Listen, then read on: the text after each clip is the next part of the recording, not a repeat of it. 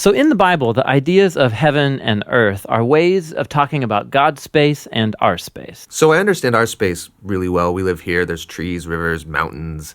But my understanding of God's space gets a little fuzzy. And what we do get in the Bible are images trying to help us grasp God's space, which is basically inconceivable to us. So these are two very different types of spaces. Yes, they're different in their nature, but here's what's really interesting is that in the Bible, these are not always separate spaces. So think of heaven and earth as like different dimensions that can overlap in the same exact space. So we talk a lot about going to heaven after we die, but this idea of heaven and earth overlapping, we don't talk a lot about that. Which is kind of crazy because the union of heaven and earth is what the story of the Bible is all about. How they were once fully united and then driven apart, and about how God is bringing them back together once again. So let's go back to the beginning, where heaven and earth, they're completely overlapping. Yeah, this is what the Bible's description of the Garden of Eden is all about. It's a place where God and humanity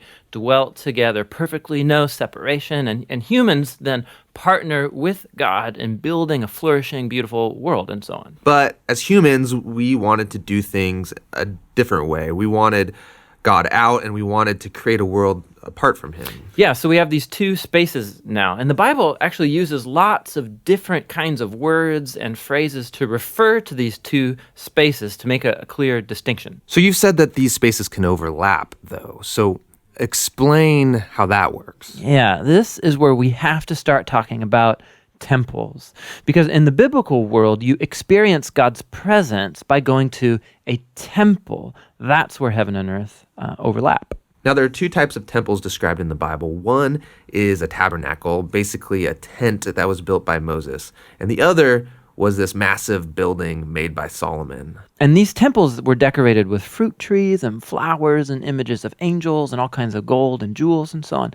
And these are designed to make you feel like you're going back to the garden. And at the center of the temple was a place called the Holy of Holies, which was like the hot spot of God's presence. Now we can go and be with God again. But not so fast, because the temple also creates a problem. So God's space is full of his presence and goodness and justice and beauty, but human space is full of sin and injustice and the ugliness that results. So how do these spaces overlap if they're so different and they're in conflict with each other? This was resolved through animal sacrifice. Yeah, that's kind of weird. What do animal sacrifices have to do with this? Yeah, the idea is this. Animal sacrifices, somehow they absorb the sin when the animal dies in your place. And it creates a clean space, so to speak, where you are now free to enter into the temple and be in God's presence. Okay, so if I'm an Israelite and I live in Jerusalem, I might be able to be in God's presence. But you said the story of the Bible is all of heaven and earth reuniting. Right. So we have to keep going in the story where we come to Jesus in the New Testament. And in the Gospel of John, we hear this claim that God became human in Jesus and made his dwelling among us. Now, this word dwelling is really curious. It means he set up a tabernacle among us. And so what John is claiming right here is that Jesus is a temple. He is now the place where heaven and earth overlap.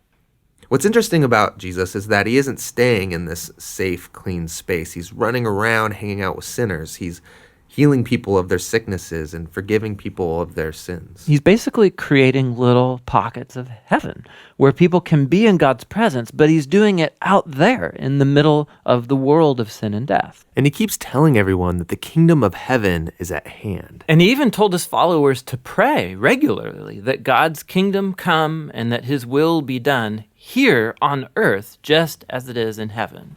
But a lot of people are threatened by Jesus and they kill him, which seems to spoil this whole plan to reunite heaven and earth. But we have to go back to a scene earlier on in Jesus' story where John the Baptist saw Jesus and said, "Behold, this is the Lamb of God who takes away the sin of the world." So Jesus isn't just talked about as being a temple, he's also talked about as being the temple sacrifice. Yeah, so the cross is now the place where Jesus absorbs sin to create a clean space that is not limited like animal sacrifices.